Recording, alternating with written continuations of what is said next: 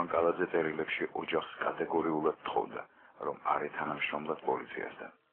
ამ თხოვნის ტექსტი აღძრავს ეჭვს, რომ გამტაცებლები ინფორმირებულნი იყვნენ ოჯახის პოლიციასთან თანამშრომლობაზე. ლევანის თხოვნის მიუხედავად თანამშრომლობა არ შეწყვეტილა. გამოსასყიდი თანხა კი მალე 600,000-დან $65,000-მდე შემცირდა. გამტაცებლებმა, რომლებიც თავდაპირველად $600,000 ითხოვდნენ გამოსასყიდ თანხას, ეს თანხა $65,000-მდე შეამცირეს. ეს გარემოება მაფიქრებინებს, რომ გადაცემის შემკვეთი გავიდა საქმიდან, ხოლო უშუალოდ დამსრულებლებმა თვითონ გადაწყვეტეს ამ თანხის მიღება და ამ მიზნით დაიბარეს ხობის ტყეში ლევან კალაძის მამა, მაგრამ სამწუხაროდ ეს შეხვედრა შინაგან საქმეთა სამინისტროს ინიციატივით ჩაშლილი იქნა. ჩვენი ინფორმაციით, პირი, ვინც კარლო კალაძე ფულის გადასაცემად ტყეში არ შეუშვა, პოლიციის მაღალჩინოსანი დავით კეკუა იყო. ადვოკატმა სასამართლოზე მისი დაკითხვა მოითხოვა. კეკუა ამ დროს სხვა ბრალდებით საპყრობილეში იმყოფებოდა. ამ შუამდგომლობის შემდეგ კეკუამ ოფიციალური ვერსიით თავი ჩამოიხრჩა. 2005 წელს კალაძის საქმე მოულოდნელად სპეციალურმა ოპერატიულმა დეპარტამენტმა სოდმა გახსნა. ამ საქმის მასალები საზოგადოებისთვის დღემდე უცნობია.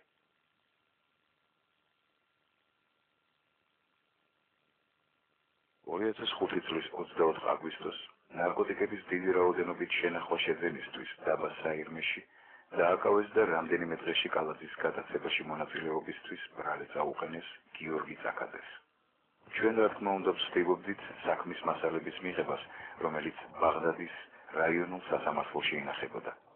იმის მიუხედავად, რომ საქმე შეწყვეტილი იყო, სასამართლო მათ არ იძლეოდა. საბოლოოდ უზენაესი სასამართლოს დახმარებით მოსამართლე ზურაბ ხვავაძემ მასალებიც მხოლოდ ნაწილი გასცა. თუმცა სხვა წყაროებიდან მოპოვებული მასალებით მაინც მოახერხეთ წაკაძის ეპიზოდის რეკონსტრუირება. 2001 წლის 5 ივნისს კალაძის გადაცემიდან რამდენიმე დღეში თემქის დასახლებაში ამჯიხურიდან რამდენიმე ახალგაზრდამ ნისიად არაყი და ლუდი შეიძინა. სანაცვლოდ გამყიდველს პასპორტი დაუტოვეს. საქმის მასალების მიხედვით ფული გამყიდველს წაკაძემ დაუბრუნა და პასპორტიც მან გაიტანა. სწორედ ამ პასპორტით იქნა შეძენილი ის სიმბარათი, რომლითაც გამტაცებლებმა კალაძის ოჯახთან ფულის გამოძალვის მიზნით მოლაპარაკებები გამართეს. საქმის მასალების მიხედვით ჯიხურის გამყიდველმა ამოიცნო გიორგი წაკაძე. ამის გარდა გამოძიებამ წაკაძის ბინიდან ამოიღო პოლაროიდის ფოტოკამერა, რომელზეც ჩატარდა საექსპერტო კვლევა.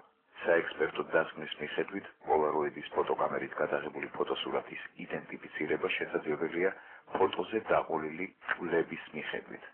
გამოძიებამ მიიჩნია, რომ კალაძეს ფოტოსურათები ამ ფოტოკამერით გადაუღეს. წაკაძის ბინიდან ასეთი უტყუარი მტკიცებულებების ამოღება იძლევა ორი ვარაუდის საფუძველს. პირველი, წაკაძე ნამდვილად იყო დაკავშირებული გადაცემასთან, ან მეორე, ვიღაცა მაღალჩინოსანი ასევე პოლიციის ალბათ დაინტერესებული იყო იმით, რომ კვალი წაკაძისკენ წასულიყო. ანუ ეს იმას ნიშნავს, რომ ვიღაცა დაინტერესებული იყო ახალი სრულ ვერსია გამოეღვნა, ახალი სრულ ბრალდება მოეღვნა წაკაძის სახით, მაგრამ შემდგომში ამაზეც იქნა ხელი აღებული და წაკაძე სრულიად უსაფუძვლოდ, სრულიად დაუსაბუთებლად იქნა გათავისუფლებული პასუხისმგებლობისგან. სოდის მიერ გახსნილი ვერსიის მნიშვნელოვანი დეტალია ისიც, რომ გიორგი წაკაძე აღმოჩნდა შინაგან საქმეთა მინისტრის მოადგილის, ლევან გვაზავას მეზობელი და კლასელის ძმა. 9 თვიანი პატიმრობის შემდეგ წაკაძე გაათავისუფლეს, თუმცა არც ერთი სამართალდამცველის მიმართ არანაირი პასუხისმგებლობა არ დამდგარა. წაკაძის გათავისუფლების შემდეგ სიმბარათიც დავიწყებას მიეცა და დიდი რაოდენობით ჰეროინის, რომელიც საქმის მასალებით წაკაძეს ჩხრეკისას აღმოაჩნდა. საქმის მასალებით 2006 წლის 16 თებერვალს სადახლოს გამშვებ პუნქტზე სამართალდამცავებმა დააკავეს მერაბ ამისულაშვილი. მან პირველივე დაკითხვისთანავე აღიარა ლევან კალაძის გადაცემის ფაქტი და თანამონაწილეებად დაასახელა დავით ასათიანი, ლევან ცინცაძე და თემურ გაგნიძე. დავიწყოთ იქედან, რომ ამისულაშვილი დააკავეს არსოს უკანონო გადაკვეთის ფაქტზე, მას ეკითხებიან, საიდან მოიპოვა კალაძის პასპორტი და უცებ ადამიანი იწყებს თავისი ნებით ჭრალებში, რა თქმა უნდა, აღიარებას, რომ მან იცის ლევან კალაძის გატაცებისა და მკვლობის შესახებ და აღიარებს მის მონაწილეობას ამ საქმეში. ეს არის უპრეცედენტო ჩვენება, ბუნებრივია უამრავი კითხვა ჩდება რატომ ისა მან ამგვარი ჩვენება, ისე რომ მას არ ეკითხებოდნენ კალაძის საქმესთან დაკავშირებით. ამისულაშვილის აღიარებით ჩვენებაში არაერთი საეჭვო მონაცემია. ამ ეჭვებს აძლიერებს ნათია ჯანელიძის წერილობითი ინტერვიუ. ნათია ჯანელიძემ განაცხადა, რომ ამისულაშვილს სადახლოს საბაჟოზე ვერ დააპატიმრებდნენ და ამ კადრებსაც ვერ გადაიღებდნენ, რადგან მის გახმაურებულ დაკავებამდე ამისულაშვილი მის ქმარს და ლევან გვაზავას მუხიანის დასახლების სიღრმეში ჰყავდა თავისუფლება აღკვეთილი. ნათიას დედა ნელი ვაჩეიშვილი ამბობს, რომ მანამდე ამ სახლში ამისულაშვილი სასტიკად გადაწამეს და იატაკზე სისხლის კვალიც უნდა იყოს შერჩენილი, თუმცა ჩვენ ამ კვლევას ბუნებრივია ვერ ვატარებთ. როგორც ნათიას გადმოცემით ისე ამ სახლში ჰყავდათ ამისულაშვილი და აწამებდნენ ალბათ საკმაოდ ეთიკურია 10 დღის განმავლობაში ჰყავდათ. სისხლის კვალიც უნდა ყოფილიყო. როგორც გადმოცემით ნათია. ჯანელიძე ამჟამად სასჯელ აღსრულების დაწესებულებაში იმყოფება.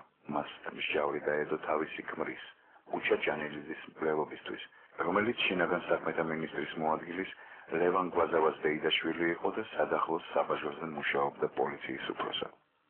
უჩა ჯანელიძის მკვლელობის საქმის შესაძლოა პირდაპირ კავშირში იყოს ლევან კალაძის გადაცემასთან. ანუ სწორედ იმ პერიოდში, როდესაც უჩა ჯანელიძე მინისტრის მოადგილე ლევან გვაზავას მიმართ სახიფათო ინფორმაციის მატარებელი იყო, იგი მოკლეს. ხოლო მართლმსაჯულებამ კვლევად საკმაოდ არადამაჯერებლად მისივე მეუღლე ნათია ჯანელიძე მიიჩნია.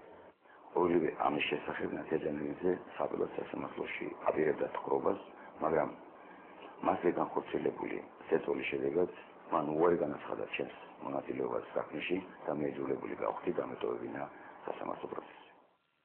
ამ ფილმზე მუშაობის პერიოდში, სწორედ მაშინ, როცა ინტენსიურად ვიკვლევდით მუხიანის სახლთან დაკავშირებულ საკითხებს, ლევან გვაზავა შინაგან საქმეთა მინისტრის მოადგილის თანამდებობიდან გაათავისუფლეს.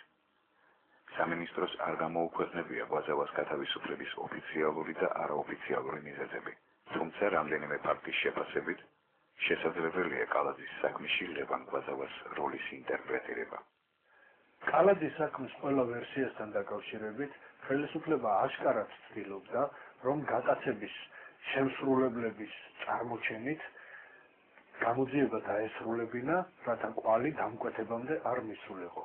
ანუ წარმოეჩინათ პაიკები, ხოლო მეფე ჭრდილში დარჩენილიყო. ამის საპირისპიროდ საღინაძე ცდილობდა სწორედ დამკვეთებამდე გასვლას, რასაც სავარაუდოდ შეეწირა კიდეც. შინაგან საქმეთა მინისტრმა ჯერ აფრასიძის, ხოლო შემდეგ ამისულაშვილის ჯგუფის გამოსახელებით ამცნო საზოგადოებას, რომ კალაძის გატაცების საქმე გახსნილი იყო. მეორე შემთხვევაში მან ზარზე იმით განაცხადა, რომ ამისულაშვილის ჯგუფის მიერ იყო ჩადენილი ეს დანაშაული და ფაქტიურად გამოძიების საწყის ეტაპზევე გასცა დირექტივა, რომ გამოძიებისათვის ამის იქით საინტერესო აღარაფერი უნდა ყოფილიყო. როგორც ყველა საქართველოში მეც მქონდა ეჭვები. მეც მქონდა ეჭვები, ამაში იყო ჩართული